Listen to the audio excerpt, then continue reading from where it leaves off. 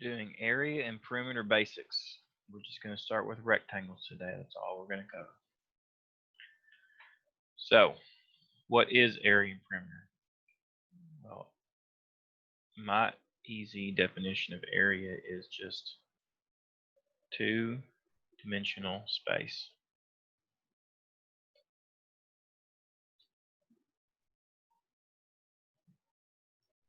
So if you have a rectangle, area just means the space inside of it. So the shaded part. What is perimeter? It is the distance.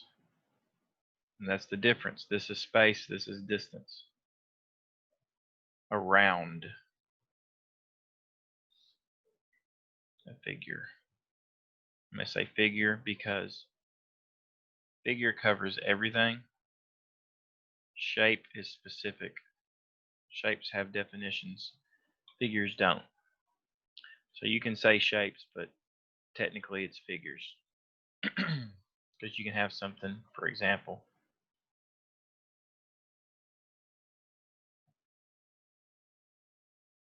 something like that would be a figure. That has no definition to be a shape, mainly because it has a curved side. So you can still figure out the perimeter of that, but we're not going to do that today.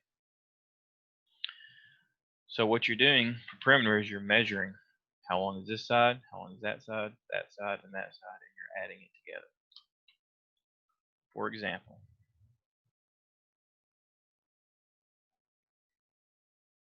we had this side was 5 inches, and this side is 10 inches. And they ask you for the area. You don't have to memorize it because it's on your formula sheet right here. Area of rectangle, length times width. So you just take the two sides that are adjacent to each other, never take the opposite sides because they're going to be the same, and you multiply them together because the L is right beside the W. So it's just 5 times 10. It doesn't matter which one's length and which one's width, just as long as they're the sides beside each other. So that you get 50. And area is always measured in square units. So it's inches because this is in inches, and a little exponent of 2. Now, a lot of people ask me, does that mean you square the 50? No, that means that you're talking about square inches. So you're talking about how many squares would fit in this shape. So you can take 50 of these and fill in this shape with 50 boxes. That's what that means by square inches. That's a square, and it's 1 inch by 1 inch. Now, if they ask for perimeter of this shape, you just simply take all the sides. They're almost never going to give you opposite sides when they give you a rectangle. So you just have to assume, or they're assuming that you know that if that side's a 10 and that side's 10, if that side's 5, then that side's 5. So it's just going to be 10 plus 10 plus 5 plus 5, which is 30. Now, perimeter is not squared because we're measuring distance. And since this is measured in distance, just inches, then this is just going to be in inches. So anytime you see squared, they're going to be talking about area. Anytime you don't see a square, they're just going to be talking about perimeter. Now, there is a formula for perimeter. It's right here. You do not have to use this. But if you forget, if you get lost on a test, you can always refer back to this. All this is doing is taking 2 times the length and adding 2 times the width. So for this shape, they would do 2 times 5, which is 10, which we did right here. And then 2 times 10, which is 20, which is what we did right here. And then they add 20 and 10 together and get the same answer.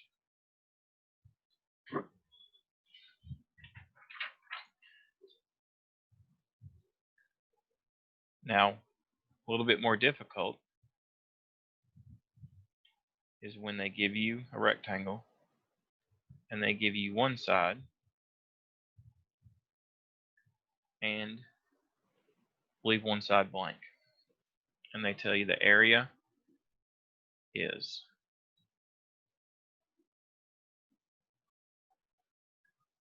let's say, 54 centimeters squared. So anytime in math, when they give you the answer that you would normally be finding, and you're missing the components that you need for the formula, which is length times width, you do the opposite. So normally you'd be multiplying length times width. Well, the opposite of multiplying is division. So you would take the answer, which is 54, and you would divide by the side you have, 12. Now you're going to need a calculator for that. I did that on purpose because you need to start practicing these with calculator, because this is not on your times tables. The reason why this is not on your times tables is because this is a decimal point. So when you punch this in the calculator, 54 divided by 12, you're going to get 4.5 if I did my math right. So the answer is 4.5 centimeters. And if you want to check yourself, take 4.5, multiply it by 12, see if you get 54, and you will. So your answer is 4.5. You can also do the same thing with perimeter, except it's a little bit more complicated.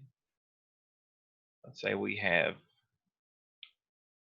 20 feet, and we don't have this. And they tell you the perimeter is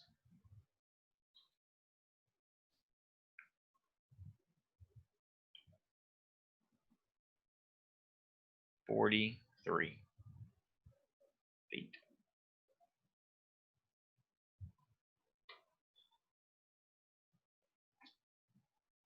All right. So what you can do is you can find out what you have. So we know this is 20. We know this is 20. Well, what are those sides together? 20 and 20 is going to be 40. So we know we've got 40 feet already. What we got to find out is what these two sides are. Now, a common mistake is, yeah, I already messed up.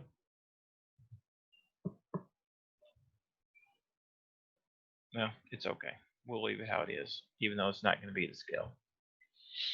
A common mistake is taking this and subtracting it from this, or just taking these two and subtracting it from this. Well, that is the first step, is adding those together and then subtracting this from this. Because we said to find perimeter, you add all the sides. Well, the opposite of adding is subtracting. But a lot of people think, well, I've done that, that means I'm done.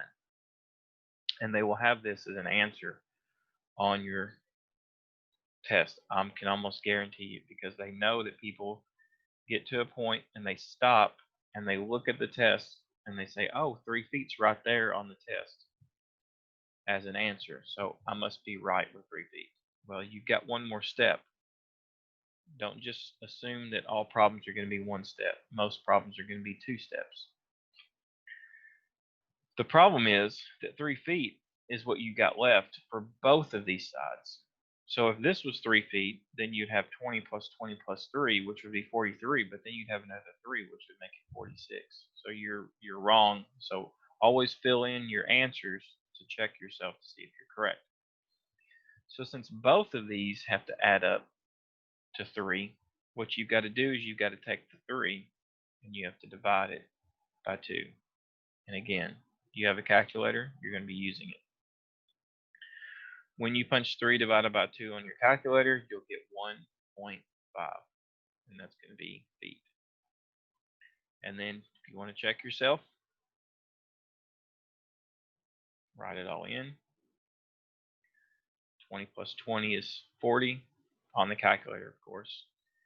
And plus 1.5 plus 1.5 is going to give you 43 feet. Now let's do some on the worksheet. I'll just do a couple of these because you've got all the answers on the back. just for a little bit of review. So find the area, inches and centimeters. Oh, in centimeters. So apparently all these are centimeters. So if you remember area, length times width, you just take the 2 and multiply it times the 8, and you get 16 centimeters squared, because area is always squared. I'll go ahead and leave the rest of that sheet for you to practice. It's simply multiplying. Perimeter in centimeters. So 8, this makes that 8. 5, this makes this 5. 8 plus 8 plus 5 plus 5. Punch that on the calculator. You should get 26 centimeters. Again, do these on your own. Check your second sheet answers to make sure you're doing them right. These are the more difficult ones. So this one says find the value of x for each figure. Each figure is in centimeters, not to scale. So they're giving you the answer, which is area, and they're wanting you to find the problem. So 2 is this side. What is this side? Now you can do these easy ones in your head, that's okay. But I'm just going to go ahead and write them down. So we're going to be doing the opposite because we have the answer. So now we're going to be dividing the answer by one of the sides to find the other side. So your answer is 3 centimeters. Here we've got 16 centimeters. So we're going to be dividing by 4. And you end up with 4. So this is actually a square. Finish that worksheet. Check your answers on the back. Now this one is the most difficult of all. Determine the value of L. Lengths are in centimeters. So you're given the perimeter. So the perimeter is 26. That's 9. First thing I do is fill in that. That's 9. Add those together. 9 plus 9 is 18. Step 1 is subtracting it. 26. You end up with 8. So after we get what's left, we take that, divide it by 2 because you've got 2 sides, which is 4. Write everything in and double check yourself. Punch in this on the calculator, 9 plus 9 plus 4 plus 4, and you should get 26. We'll do another one. This one's 24. This side's 8. This side's 8. 8 plus 8 is 16. 24 minus 16 is 8 again. You could have made that different. Divide by 2 and you get 4 again. So let's double check. Yeah, because 8 and 4 is 12. 8 and 4 will be 12. 12 and 12 is 24. And that is the end of this lesson.